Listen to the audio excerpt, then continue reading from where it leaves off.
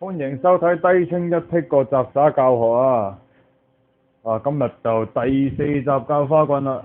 咁教花棍之前呢，就講講啦，因為播出每樣嘢已經第4集啦，4樣雜耍每樣4集，即係都差唔多成十六套片出咗嚟啦。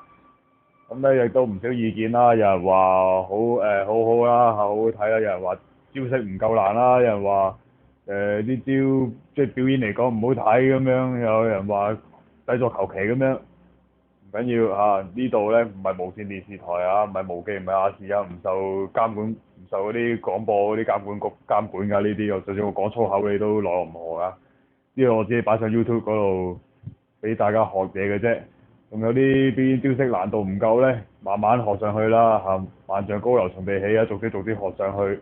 我就係諗住俾啲初學者睇嘅啫嚇，如果你咁高手嘅話咧，你可以揾啲再高手啲嘅片去睇嚇。不過慢慢呢度喺度做落去咧，啲招係越嚟越難㗎啦，盡量將我識嗰啲咧教出嚟俾你哋，教俾你哋啦。另外咧，表演招式嗰啲可能話表演唔好睇咁樣，其實練嘢唔一定要好睇嘅，有陣時有啲招式你唔好睇嘅招式係啲基本功嚟嘅，咁你都要學㗎，係咪？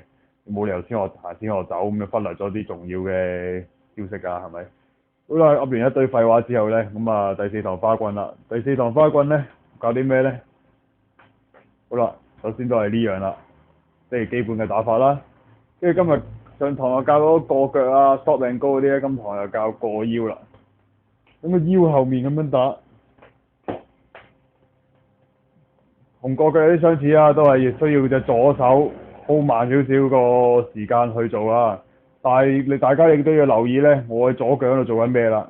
假設我用緊右手咧，就過左邊會比較好啲嘅。咁樣左手 hold 慢啲，然後嘅右手穿過去打支棍。